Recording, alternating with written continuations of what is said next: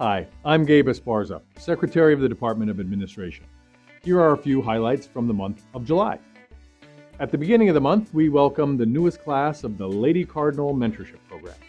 During the past 4 weeks, these 12 young women from high schools across North Carolina have gotten hands-on educational experience in state government STEM careers.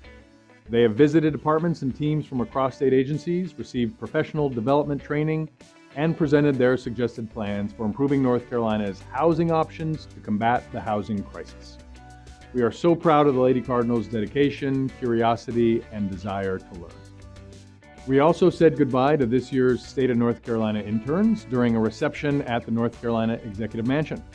This summer, more than 90 college-aged and graduate interns have worked in various programs across 13 state agencies on everything from updating flood maps to turtle conservation, construction engineering to policy development, and groundwater analysis to wildlife rehabilitation. DOA had the privilege of working with 12 of the interns while also administering the program that places students in jobs across the state. We are grateful that these bright and promising students chose to spend their summer with us and hope they return to work with us as public servants in the future. This month, I also traveled to Elizabeth City, North Carolina, where I participated in one of the governor's rural listening sessions. State Human Resources Director Stacy Meyer and I gathered with local leaders from the Pasquotank County area. We heard directly from them on how state government can better support workforce development, job creation, infrastructure, and healthcare initiatives in the area.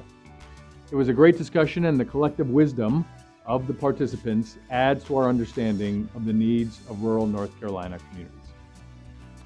While I was in the area, I had the privilege of visiting the Albemarle Hope Line, a domestic violence and sexual assault service provider in Elizabeth City that receives funds from the Division for Women and Youth.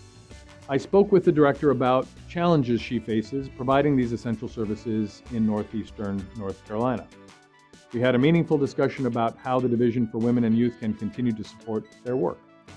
I'm grateful to the facilities like Albemarle Hope Line for the critical resources and support they provide, and enjoyed the tour of their facility.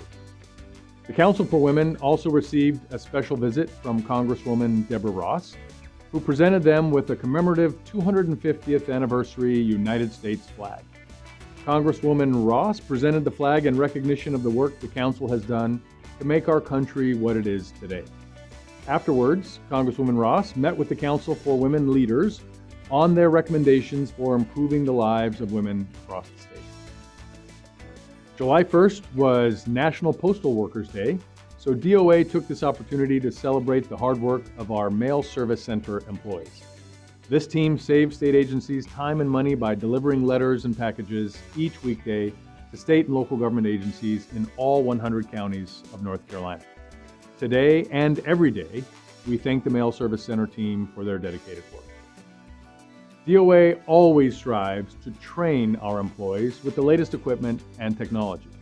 Employees in the Motor Fleet Management Division received essential training on forklift operations. This training will help ensure that state vehicles are handled carefully and safely as the division continues to power the transportation needs of North Carolina's state employees. Also in July, we launched a social media campaign highlighting the work of one of DOA's divisions. In July, we featured the State Construction Office and shared stories on the valuable coordination this division provides for any construction or renovation project that involves state-owned buildings, including universities. It's a close-knit team with some inspiring stories. In August, we'll feature the Division of Non-Public Education, so stay tuned for that. Finally, as you may have heard, the budget recently passed by the General Assembly eliminated the Office of Historically Underutilized Businesses. This decision was deeply disappointing, and one that we neither asked for nor agreed with. So after more than 25 years of supporting women and minority businesses, the office has closed.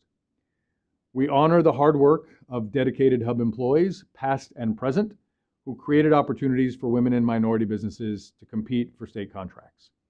We also acknowledge the disappointment and uncertainty that this creates for those businesses that were previously Hub certified and competing for and/or executing on state contracts.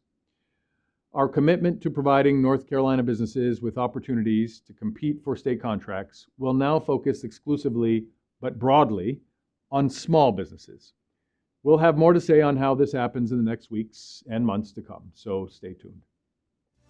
And now you know what's going on at the Department of Administration.